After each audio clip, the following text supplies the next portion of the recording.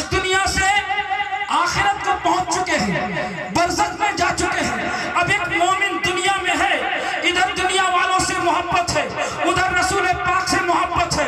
अगर रसूल पाक की मोहब्बत दुनिया वालों के कल्ब में ज्यादा है तो उसे मरने में खुशी हासिल होगी, और मोहब्बत अगर दुनिया वालों की कल्ब में ज्यादा है तो उसे मरने में बड़ा दुख होगा, बड़ी। क्योंकि जब जिसको छोड़ के जाता है, मेरा अगर कोई महबूब दिल्ली में मौजूद हो ना, फिर हमको दिल्ली जाने का मौका हो तो चेहरा खिल जाएगा, चेहरे खिल उठेंगे, क्योंकि अब हम अपने महबूब के पास जाने वाले हैं जिसकी चाहत मेरे दिल में है। कहने का मकसद है मुसलमानों, एक इंसान तराजू के मानिंद होता है। तराजू के दो पल्ले होते हैं ना, बीच में कांटा होता है, ये बीच में कांटा के मानिंद एक इंसान होता है। एक पल्ले में दुनिया है, दूसरे पल्ले में आखिरत है। अगर इंसान दुनिया को लगाव रख के दुनिया को भारी करेगा तो आखिरत का पल्ला हल्का हो जाएगा, और अगर दुनिया को हल्का करेगा तो ऑटोमेटिकली आखिरत का पल्ला भारी हो जाएगा। दुकान में जाते हैं ना, अगर चावल कम चढ़ाएं पल्ले में तो बटखारा जो है नीचे झुक जाएगा, है कि नहीं, क्योंकि चावल हल्का है। अगर चावल ज्यादा हो, बटखारा हल्का हो तो बटखारा ऊपर उठ जाएगा। मतलब साफ है, दुनिया एक पल्ला है, आखिरत एक पल्ला है, दोनों पल्ले में दोनों है। अगर दुनिया ज्यादा भारी है तो आखिरत का पल्ला हल्का हो जाएगा, आखिरत ज्यादा भारी है तो दुनिया का पल्ला हल्का हो जाएगा। इंसान याद रखना, इस दुनिया को छोड़कर एक दिन तुम्हें जाना ही पड़ेगा।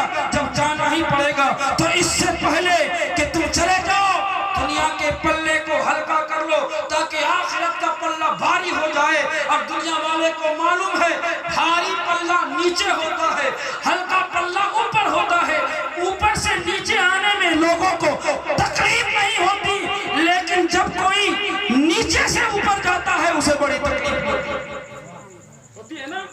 एक 20 तल्ले का मकान हो, सीढ़ी से आप नीचे से जाएं सीढ़ी से तो कमर खींच लेंगे, लेकिन आप उतरे तो आराम से उतर जाएंगे। उतरने में दिक्कत नहीं होता है, चढ़ने में दिक्कत होता है। क्यों? इसलिए कि उतार चढ़ाव इसी का नाम है। तो इसी तरीके से दुनिया से लगाव कम रखोगे, पल्ला हल्का हो जाएगा, आखिरत भारी हो जाएगी। जब तुम दुनिया से जाओगे तुम्हें जाने में कोई तकलीफ नहीं होगी, बल्कि हंसकर तुम दुनिया से गुजर जाओगे। इंसान, जब तू पैदा हुआ था तुम रो रहे थे, पूरी दुनिया हंस रही थी। आज मेरे घर बेटा पैदा हुआ है, आज मेरे घर भाई पैदा हुआ है, आज मेरे घर फला पैदा हुआ है, खुशियां बट रही थी। सारी दुनिया के लोग हंस रहे थे, मुस्कुरा रहे थे, तू रो रहा था। अब तुम्हारी जिंदगी की आखिरी सांसें इसी ढंग से निकले कि तुम हंसते रहो, पूरी दुनिया तुम्हारी याद में रोती रह जाए। इस ढंग से तुम दुनिया से गुजरने की कोशिश करो।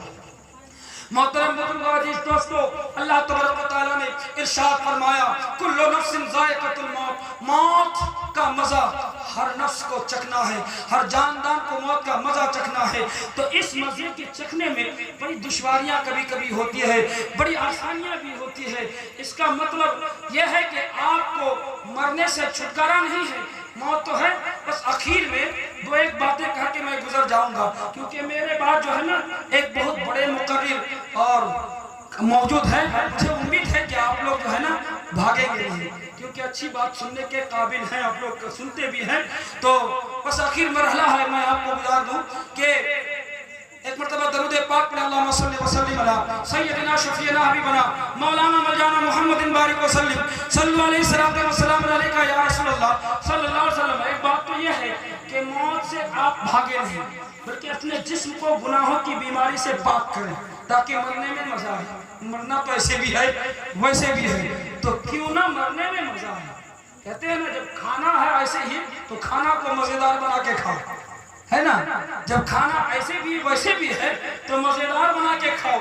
उसी तरह मौत, जब मरना ऐसे भी वैसे भी तो मजेदार बना करके मरो, यानी अपनी जिंदगी की तब्दीली वाक़ई करो। ये चुगलखोरी, ये ज़िनाकारी, ये गुनाह, ये किसी का माल लूट लेना, खसोट लेना, ये सारे गुनाहों से तौबा करके रब की बारगाह में सर्व सुजूद हो जाओ, तुम्हें मरने में मजा आएगा। आखिर बात यह है कि मौत का कोई वक्त मुकर्रर नहीं, सबको मालूम है ना, मौत का कोई वक्त मुकर्रर है? किसी को भी, सबों को मालूम है कि कभी भी कोई मर सकता। तो कुरान में है वला तमुतुन्ना इल्ला व अंतुम मुस्लिमून, तुम मरो नहीं जब तक तुम मुसलमान ना हो जाओ, यानी मुसलमान होकर मरना। इस बात को बता करके एक मिसाल में मैं रुखसत हो जाऊंगा। आप समझ गए, हम बंगाल की धरती पर रहते हैं, अचानक बंगाल की सरकार हमारे ऊपर मेहरबानियां बरसाने लगी। ऐलान हो गया, जैसे द्वारे सरकार होता है ना, घर घर जाकर सरकार तुम्हारा काम करेगी, कन्याश्री मिलेगा, रूपश्री मिलेगा, लक्ष्मी भंडार मिलेगा, किशोर बंधु मिलेगा, बहुत सारी चीजें ये दे रही। अचानक अगर वही ममता सरकार ये कह दे, ये महीना कौन सा, जून का चल रहा है ना, जुलाई महीने में ममता सरकार ऐलान कर दे कि जुलाई महीने में बंगाल के सारे आदमी जो भी जाना चाहे उसको मैं मदीना फ्री में पहुंचाऊंगी। बताइए कौन जाना नहीं चाहेगा? अगर ममता सरकार ये ऐलान कर दे कि जुलाई के महीने में सारे मुसलमान के लिए एक ऑफर है कि वो मदीना जाए फ्री में, लेकिन शर्त ये तारीख नहीं है मुकर्रर, कभी भी फ्लाइट हो सकती है, लेकिन जुलाई महीने में। अब सब लोगों ने सुना तो अभी जून खत्म नहीं हुआ था, सब तैयारी करने में लग जाएंगे, जितने भी सुने चलो कम से कम फ्री में मदीना देखने। मदीना की बात छोड़ो यार, अजमेर का ऐलान हो तो सारे लोग अजमेर ही दौड़े। तो मदीना का अगर ऐलान हो गया फ्री में, लेकिन कोई वक्त मुकर्रर नहीं, जुलाई के महीने में आपको लेके जाया जाएगा। सारे लोग, कानगोड़ा हो, दुबराजपुर हो, हमारे अकबर कादरी साहब का गांव तारापुर हो, कोई भी गांव हो, सारे लोग टोटली खाली करके दमदम के हवाई अड्डे पे जाके बैठ जाए, है कि नहीं? बैठ जाएंगे। अरे इतने आगे आने की क्या जरूरत है? 29 जून को आप आ गए, 30 जून को आ गए, जुलाई महीने में बोले पता नहीं, ममता ने सिर्फ इतना ऐलान किया है जुलाई में लेके जाऊंगा। जुलाई महीने की पहली तारीख होगी या दूसरी तारीख होगी या तीसरी तारीख होगी, कोई वक्त मुकर्रर नहीं है, कभी भी ले जा सकती है। अगर हम ये गुमान में रह गए कि दूसरी तारीख को हमें लेके जाएगा तो हम पहली तारीख को जाएंगे, हो सकता है पहली तारीख को ही सुबह उड़ान भर दें। इसीलिए 30 जून से आप जाकर बैठ गए। अब बैठ गए ना, पहला जुलाई भी खत्म हुआ, फ्लाइट नहीं उड़ा, सारा पश्चिम बंगाल का इंसान वहां मौजूद, कनौड़ा खाली, राजनगर खाली, सारे गांव खाली, सारा मौजूद। पहला जुलाई खत्म हो गया लेकिन फ्लाइट नहीं उड़ा, लोग हिल नहीं रहे, क्योंकि पहला जुलाई खत्म हुआ, अभी दूसरा बाकी है, तीसरा है, चौथा है, पांचवा है, दूसरा जुलाई भी खत्म हो गया। अरे 2 दिन खत्म हो गया, अभी बड़ी तीसरे जुलाई को उड़ सकता है। यहाँ तक कि 1 महीना तक इंसान दमदम के हवाई अड्डे पर अपना सामान बांधकर इंतजार करेंगे कि अगर 1 तारीख को ना सही 30 तारीख के अंदर तो हमें जरूर उड़ान भर कर लेके जाएगा, लिहाजा हमें यही इंतजार करना है। भले ही से 5 रुपया का नाश्ता खरीद के खा लेंगे, भले ही से 2 बिस्किट खरीद के खा लेंगे, लेकिन यहाँ से हटेंगे नहीं। जितना माल है यहीं पर इंतजार करो, कब फ्लाइट उड़े, कब हम मदीना पहुंच जाए। मुसलमानों, इसी इंतजार में आप दुनिया का सारा काम छोड़ देंगे, मदीना जाने की खुशी में 1 महीने तक वहां बैठे रहेंगे। मेरी मिसाल यही है मुसलमानों, अल्लाह ने मौत का वक्त मुकर्रर नहीं फरमाया है, बस इतना कहा है कि तुम्हें मरना है, तुम्हारी जिंदगी में तुम्हें एक दिन मौत आनी है। जब मौत आनी है तो जिस तरह मदीना जाना है वक्त नहीं मिला था, महीने से पहले जाकर तुम बैठ गए, तैयार रहे, पजामा पहनकर तैयार रहे, कुर्ता पहनकर तैयार रहे, सूट बूट बनकर पहनकर तैयार रहे, पता नहीं कब उड़ान भर ले। उसी तरीके से ऐ मुसलमानों, मौत तुम्हें आनी है, इस हाल में कि तुम्हें मालूम नहीं। तो इससे पहले तुम्हारा कलमा सही रहे, तुम्हारी नमाज सही रहे, तुम्हारा रोजा सही रहे, तुम्हारा हज सही रहे, तुम्हारी ज़कात सही रहे, तुम्हारे सदक़ात सही रहे, तुम्हारे माँ बाप से मिलना जुलना सही रहे, इंसानों से मिलना जुलना सही रहे, सारे ताल्लुक अच्छे रहे, क्योंकि ये सारा काम आखिरत का सामान है। कब मौत का वो फ्लाइट आ जाए, हमें उस पे उड़ान भरकर इस दुनिया से जाने की इजाजत हो जाए, इससे पहले सारा आशा एक साथ तैयार रखो ताकि तुम्हें कोई दुश्वारी ना हो, कोई तकलीफ ना हो, तुम आराम से फ्लाइट में बढ़ करके चढ़ करके उड़ जाओ। जिस तरह लोग यहाँ से मदीना जाकर रोज़े रसूल की ज़ियारत करते हैं, उसी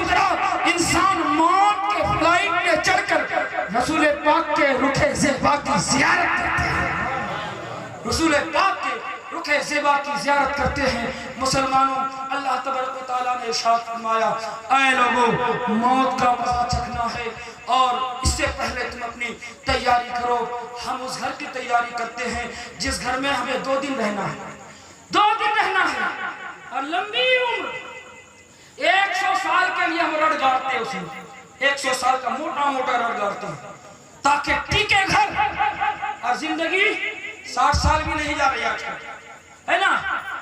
ये नहीं, इसलिए किसी शायर ने क्या खूबी कहा, इस घर को सजाया है हमने जिस घर में हमें रहना 2 दिन, और जिस घर में हमेशा रहना है वो घर कहाँ मालूम नहीं। बारिश से बचने के लिए छतरी की जरूरत है, ठंडी से बचने के लिए स्वेटर की जरूरत है, कादा से बचने के लिए जूता और मोजा की जरूरत है। उसी तरीके से कब्र के कीड़े मकोड़े से बचने के लिए अल्लाह की इबादत की जरूरत है। मुसलमानों, अगर तुम्हारे पैर में कीचड़ लग जाए उसको धो लोगे, सामयिक तकलीफ होगी, लेकिन जब तुम्हारे कब्र में एक सांप बचता बनकर ये डंक मारेगा, वो सांप के डंक की वजह से 70 गज जमीन के नीचे तुम धंसते चले जाओगे। उसका जलन तुम्हें बर्दाश्त नहीं होगा, उसकी तकलीफ तुम्हें बर्दाश्त नहीं होगी। इससे पहले वो सांप तुम्हें डंक मारे, अल्लाह की इबादतों में दिल लगाओ ताकि ये सारी इबादतें तुम्हारे लिए कब्र में प्रूफ बनकर तुम्हारी हिफाजत करता रहे। अल्लाह तबारक व तआला हमें और आपको तौफीक दे कि हम मौत के ताल्लुक से अच्छा जुगाड़ करें।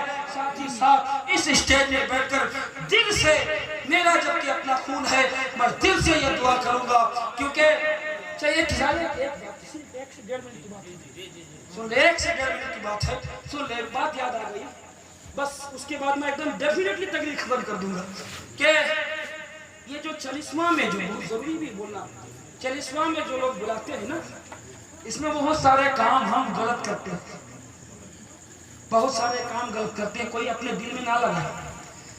बहुत सारे काम गलत क्या, हमारे अंदर एक रिवाज आ चुका है कि जब कहीं 40वां में जाते हैं ना तो भाई लुंगी लेके जाना, साड़ी लेके जाना, ये रिवाज इस्लाम में नहीं है। क्योंकि लुंगी और साड़ी इस लिहाज से लोग लाते हैं दया के लिए, और जिस घर में ला रहे हैं वो दया के लिए नहीं है, बल्कि उसके लिए दुआ के लिए आप करना चाहिए। लुंगी दे करके घर वाले पहनेंगे, इसमें सवाब नहीं मिलेगा। तुम्हें बुलाया इसलिए गया है कि तुम उसकी महफिल में बैठकर आमीन कहोगे और तुम्हारी आमीन के सदके से मरहूम को बख्शिश अता। 40वें में हम गलत रिवाज कायम कर गए हैं। अच्छे से खाना होना चाहिए, अच्छी सी बिरयानी होनी चाहिए, खाकर तो पीछे में हाथ पोंछकर भाग जाते हैं, लेकिन जब उसका हक अदा करने का वक्त होता है ना तो बस इतने ही मिलते हैं, इतने ही मिलते हैं। सुने बात को, इससे क्या फायदा है? एक अल्लाह के वली हज को पहुंचे और पहुंचने के बाद अहयाउल उलूम में ये वाकया लिखा है, हज को पहुंचे, अरफात के मैदान में सारे हाजी को जाना पड़ता है, दुआ करनी पड़ती है। तो अरफात के मैदान में वो हाजी भी दुआ करते करते सो गए।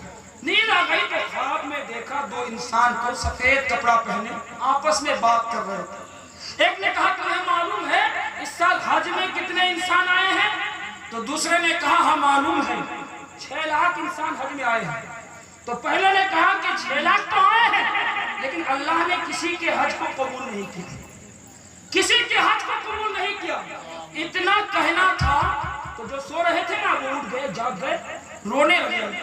कितने लोग ऊंट और गधे पर सवार होकर आ रहे हैं, कितनी तकलीफ से पैदल आ रहे हैं, कितने कितने दिन का सफर कर रहे हैं, और सबों की हज अगर बातिल हो जाए तो बड़े दुख की बात है। तो फिर उनको नींद आ गई रोते रोते, तो फिर ख्वाब में वही इंसान नजर आया, और आने के बाद वही 2 इंसान कहता ठीक है 6 लाख हाजियों की हज को अल्लाह ने कबूल नहीं किया, लेकिन उनमें से एक हाजी ऐसा था जिसके हज को अल्लाह ने कबूल किया। 6 लाख में एक हाजी के हज को कबूल किया, और उस एक हाजी के सदके से फिर तमाम हाजियों के हज को कबूल किया। क्या समझे मेरी बात का मतलब? यह है जिस महफिल में अल्लाह का एक नेक बंदा होता है। हमने आमीन कहा कबूल नहीं क्योंकि हम गुनहगार हैं, उन्होंने आमीन कहा कबूल नहीं, हम गुनहगार हैं। लेकिन याद रखना, जहां मोमिनों की 40 इंसान की जमात होती है, उसमें अल्लाह का एक नेक बंदा जरूर होता है। जब दुआ होती है वो नेक बंदा भी आमीन कहता है। सबों के आमीन तो रब की बारगाह में पहुंचेगी, अल्लाह सबकी आमीन को रद्द कर देगा उस हाजी की तरह। फिर उस एक इंसान की आमीन को कबूल करेगा कि वो नेक बंदा है, मैंने उसकी आमीन को कबूल किया, और उसी आमीन के सदके से मैंने तमाम की आमीन को कबूल किया है। यही वजह है कि हमारे आमीन भाई नारे तकबीर, नारे तकबीर, नारे रिसालत, नारे रिसालत, अज़मत वालिदैन कॉन्फ्रेंस, अज़मत वालिदैन कॉन्फ्रेंस। मोहतरम हज़रात व मुअज़्ज़ज़ सामिईन किराम, बात समझ में आ गई। 40वें में लोगों को इसलिए हम बुलाते हैं कि मियाँ थोड़ा आमीन मेरे बाप के लिए कह देना, शायद तुम्हारी दुआ मेरे बाप के हक में लग जाए। मुसलमानों, तुम्हें खाना खाने के लिए बुलाया नहीं गया, खाना अल्लाह ने तुम्हारे किस्मत में लिख रखा है, कहीं ना कहीं तुम्हारे जुबान में है। दुआ के लिए तुम्हें बुलाया गया है। खाना मिले ना मिले, कम से कम जलसा में, मिलाद में शरीक होकर उसके लिए आमीन कह दो, यही बुलाने का हक अदा होगा। अगर आपने आमीन कह दी, अल्लाह ने कबूल कर लिया, उसकी मगफिरत होगी, तो वो कब्र वाला भी कहेगा मौला फला बंदे को दुनिया में सलामत रखना, क्योंकि उसकी आमीन से मेरी मगफिरत हुई है। अल्लाह तबारक व तआला हमें तौफीक दे, कमा हक कहूँ 40वें को 40वें की तरह हम कर सके। अपने मौत का ख्याल रखें, मौत से डरे नहीं, मौत को याद करें। अल्लाह हमें तौफीक दे, नेक अमल करें। आमीन। अस्तगफिरुल्लाह रब्बी मिन कुल्लि ज़ंबि व अतूबु इलैह। ला इलाहा इल्लल्लाहु मुहम्मदुर रसूलुल्लाह सल्लल्लाहु अलैहि वसल्लम। खूब की शेर